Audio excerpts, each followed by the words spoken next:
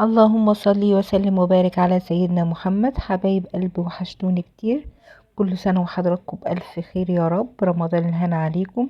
تعالوا نشوف شوية حاجات نعملها كده مع بعض عشان تسهل علينا اليوم في رمضان بإذن الله.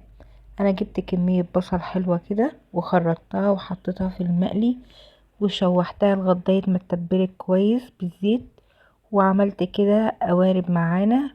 القوارب ديت انا هحطها في الفريزر لساعة ما اجي اطبخ اطلع كده قطعة منها وهي متلجة واحطها في الطبيخ. بتسهل معاكي في حاجات كتير.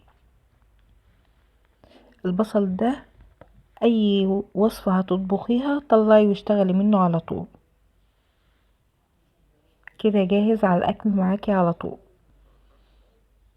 عايزة تعملي صينية بطاطس، عايزة تخدلي، عايزة تعملي فراخ، عايزة تعملي بط، كله شغال معاكي.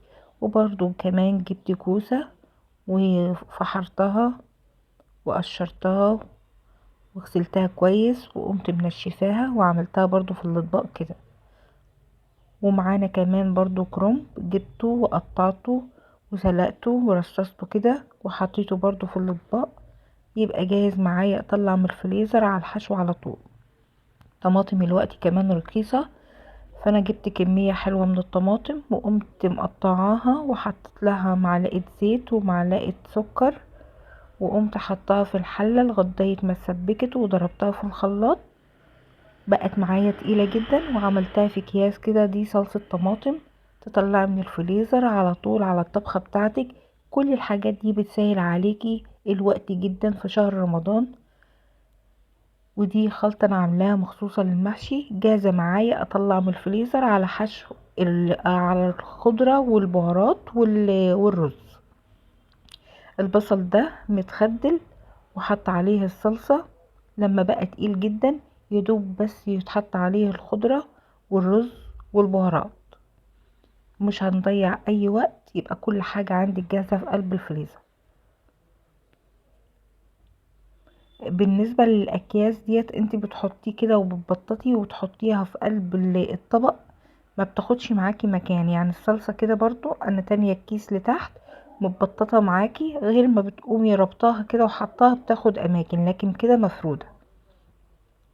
ممكن تحطيها في الفريزر وبعد ما تتجمد تقومي شايلة منها الاطباق البيضة ديت، ما بتاخدش اي اماكن. وكمان برضو جبت لحمة، عملت كده 4 وجبات من اللحمة على عدد افراد الاسرة بتاعتي.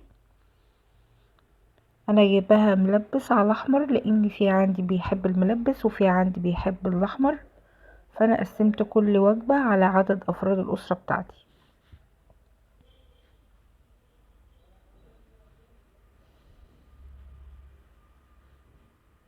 الحقوا هاتوا الطماطم قبل ما تغلى، لان هي دلوقتي ب4 جنيه الكيلو. وجبت برضو فراولة، كان الكيلو عامل 15 جنيه، فانا جبت 2 كيلو، وال2 كيلو عملتهم قطعتهم ونضفتهم كويس وغسلتها وقمت عاملاهم 5 اكياس كده. برضو بقى العصير ممكن اخد كيس اعمله مربى، جاهزة معايا. وبرضو بطبقها كده وبفردها في قلب الكيس، وبقوم تانية الكيس لتحت وبحطها فوق بعض كده وبتتجمد معايا في الفريزر على هذا الشكل، ما بتاخدش اي مكان في الفريزر. وكمان جبت كبدة. الكبدة بقى انا هقطعها التقطيعة بتاعتي، انا لسه هي جايالي كده متقطعة من عند الجزار، بس انا لسه هقطعها عصافير صغيرة. وكمان جبت برضو بصل، بس البصل ده انا هستخدمه بقى للطبيخ. البصل ده كان عامل 20 جنيه. وجبت البطاطس، دي البطاطس بقى الخزين بتاعي. انا وحبايبي كده اشتركنا في شكارة، وكان الكيلو عامل في الشكارة 8 جنيه. دي البطاطس السبونسة اللي هي بتتخزن، جميلة جدا. وطريقة التخزين بتاعة البطاطس عندكم على القناة. انا هنقي كل الجامد فيها للخزين، واللي كده هقوم سايباه للاستخدام بتاعي. وجبت برضو قلقاس، 4 قلقاسات. القلقاس عامل الكيلو 30 جنيه. انا قشرته، بس الصراحة المقطع ده اتحذف مني قشرته. طريقة تخزينه انا بقشره وبقطعه تقطيع عادي، ما بحطش عليه اي اضافات، وبقوم عيناه في الاكياس في الفريزر. وده السكر اللي هو الكيس ب27 جنيه، ده بيجي كده عروض، بينزل في المجمعات الاستهلاكية.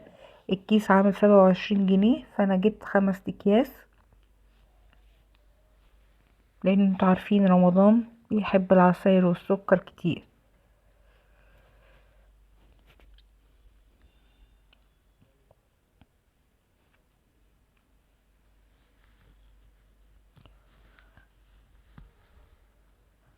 وكمان جبت التموين بتاعي، جايبة الزيت ده زيت التموين، وشارية كمان ازازة فرداني.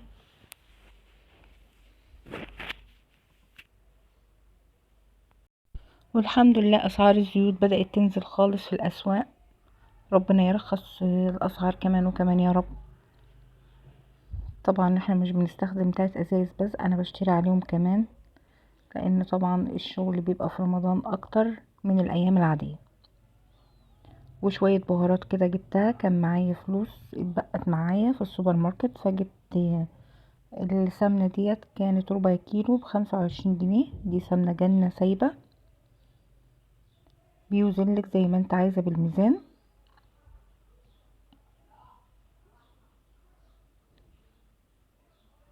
وجبت كمان بقى شوية بهارات كده، يعني بحاجات بسيطة برضو تقدري تمشي نفسك يعني. البهارات ده كل كيس عامل 5 جنيه. دي بهارات فراخ. وده توم باودر برضو عامل 5 جنيه. وده بصل باودر برضو عامل 5 جنيه. وكمان جبت كيلو دقيق. كيلو الدقيق كان عامل 25 جنيه، الدقيق اللي هو السايب. وبرضو الدقيق المغلف سعره قل بقى ب26 وب27. وكرتونة الملح دي كان عليها عرض. كرتونة الملح الكيس مكتوب عليه السعر 2 جنيه، بس الكرتونة كان عليها عرض، الكرتونة فيها 20 كيس ب20 جنيه، يعني الكيس واقف بجنيه، اللي هو ملح الخير ده. الصراحة المحل ده كان عامل عروض حلوة قوي برضو على الزيت. ازازة الزيت ديت انا كنت جايباها منه ب57 جنيه، 900 جرام بالظبط، 900 جرام على الميزان. والزيت بتاعها ما شاء الله كويس جدا. وجبت لبن. اللبن عامل 25 جنيه.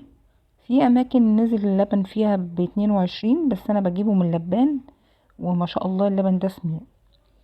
وجبت مسحوق باهي، ده كيلو ونص صافي ريحة اللافندر، ب50 جنيه برضو الباهي. وكيس سائل عامل 5 جنيه. والصابونة سفانة ب12 جنيه. وباكو شاي لورد، مش فاكرة الصراحة كان عامل كام، تقريبا 18. ونص كيلو عدس.